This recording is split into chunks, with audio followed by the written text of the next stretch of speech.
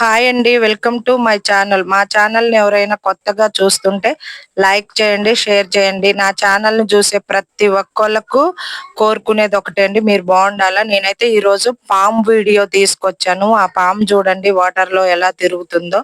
నేనైతే మార్నింగ్ అయితే నేను వాకింగ్ కని పొలాల సైడ్ వెళ్ళానండి. ఆ పొలాల సైడ్ వెళ్ళి అప్పుల్లలు తెచ్చుకుందామని ఒక వాగు ఉందండి. ఆ వాగు దగ్గరకైతే వెళ్ళానండి. ఆ వాగులో అయితే దిగుదామని చూసేసరికి మా సిస్టర్ పాముని చూసిందండి. ఆ పాముని చూసి పాము పాము అంటే ఎక్కడైనా చూస్తున్నాను కానీ నీళ్ళలోకైతే చూడట్లేదండి. ఎందుకు నీళ్ళలోకి చూడట్లేదంటే నేను నీళ్ళల్లో పాములు ఉంటాయని నాకు నిజంగా తెలియదండి. నేను పల్లెటూరులో పుట్టాను గాని నిజం చెప్తున్నాను. ఎవరిని నమ్మినా నమ్మకపోయినా ఫస్ట్ టైం అండి ఇంత పెద్ద పాముని నీళ్ళల్లో చూడటం అంటే నేను అసలు లైఫ్ లో కూడా చూడలేదండి. ఆ పాము అయితే ఎలా తిరుగుతుందనంటే అస్సలు అక్కడక్కడే తిరుగుతుంది. దాన్ని చూస్తుంటే భయమైతుంది గానీ నేను వీడియో తీసుకోవాలని నిర్ణయించుకున్నానండి. అందుకోసమే నేను చాలా దగ్గర నుంచి వీడియో తీసుకున్నాను. మా సిస్టర్ అయితే చాలా అంటే చాలా భయపడ్డదండి ఆ పాముని చూసి. "రాక్క పామొస్తుంది" అని చెప్పినాలే గాని నేనైతే రాలేదండి వీడియో తీసుకుంటా. చాలా మంది పులితోనే వీడియోలు తీసుకుంటంటే లేనిదేముంది, పాముని మనం ఫస్ట్ టైం దగ్గర నుంచి చూస్తున్నాము. అందుకే ఈ పాముని వీడియో తీసుకోవాలని నిర్ణయించుకున్నాను. చానా రోజులైతుందండి నేను లాంగ్ వీడియో చేయక. ఎందుకు అనంటే లైవ్ చేస్తున్నాను గనక వీడియో చెయ్యట్లేదండి. ఇది నాకు బాగా నచ్చింది. ఎందుకనంటే పల్లెటూరు చాలా బావుంటది. కానీ పల్లెటూరు అంత ప్రమాదకరమే లేదు. పల్లెటూరు అంత మంచిదే లేదండి. ఎవరైనా పిల్లలు సెలవులకు తోలినప్పుడు పల్లెటూరు జాగ్రత్త అండి. ఎందుకు అనంటే ముంజకాయలకని అటని ఇటని ఎళ్తారండి వాగులెమ్మటి. పాములు ఉండేది కూడా చూసుకోరండి. చూడు నేను ఇంత పెద్దదాన్నే నేను గమనించలేకపోయాను ఆ పాముని. మా సిస్టర్ గమనించింది. ఇంకా చిన్న పిల్లలైతే చూడరు.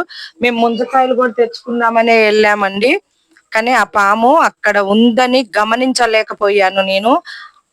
నేను ఒక్క నిమిషం ఆలస్యం అయితే నేను ఆ నీళ్ళలోకి దిగేదాన్ని అండి. ఎందుకనంటే అక్కడ ఒక యాప చెట్టు ఉందండి అటువైపు. పళ్ళ పుల్లలు తోముకుంటే బాగుంటది అని యాప చెట్టు కోసం అయితే వెళ్ళాను. కానీ మా సిస్టర్ చూసింది. ఆ పాము అయితే మమ్మల్ని చూసి కూడా ఏం భయపడట్లేదండి. గింత జనకట్లేదు కూడా. కానీ ఈ పాము ఏంటో నాకైతే తెలియదండి. ఫస్ట్ టైం చూస్తున్నాను వాటర్ లో పాముని నేను. ఆ పాము ఏం పామో మీరైతే కామెంట్ బాక్స్ లో కామెంట్ చేసి చెప్పండి.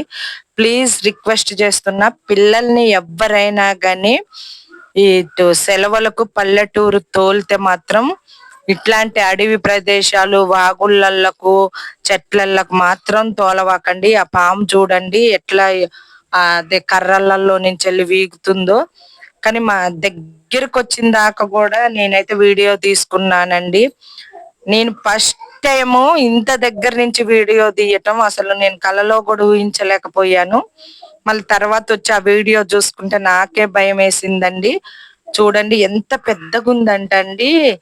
దాదాపు ఒక చీర అంత పొడుగుందండి అది. ఇంకా బారుగా పడుకుంటే పొడుగుంటది. అగో ఆ పాముకు నాకు ఒక 5-6 అడుగుల దూరంలో ఉన్నామండి మేము. ఆ పాము ఎటు పోయిద్దా అని చూస్తున్నాను. మా సిస్టర్ అయితే దూరంగా పారిపోయిందండి. నేను కూడా అక్కడ దాక్కుంటదని చూశాను. ఆ పాము అక్కడ దాక్కోవట్లే. చూడండి పైకెక్కిద్ది. అట్లనే చూడండి మీరు. పైకెక్కిద్ది. నాకు ఒక్కసారి ఆశ్చర్యమైంది. నేను ఆ గట్టు బిన్ ఉన్న దాన్నెల్ల దిగాను. ఒక లోనకి వెళ్ళిపోతుందండి. అటువైపు వాటర్ ఉంది. వాటర్ లో ఏ పాములు బతుకుతాయో నాకైతే కామెంట్ బాక్స్ లో కామెంట్ చేసి చెప్పండి ఫ్రెండ్స్. రియల్ గా చెప్తున్నాను. పిల్లల్ని అయితే జాగ్రత్తగా చూసుకోండి పల్లెటూరులకు పంపించేటప్పుడు. నేను పల్లెటూరే వచ్చాను కాబట్టి పిల్లగాళ్ళని తీసుకొని చెప్తున్నాను అందరికి మరొకసారి. నా వీడియో చూసిన ప్రతి ఒక్కళ్ళు ఈ పాము గురించి కామెంట్ బాక్స్ లో కామెంట్ చేసి చెప్పండి ఫ్రెండ్స్. Bye friends. ఓకేనా ఫ్రెండ్స్, బాయ్.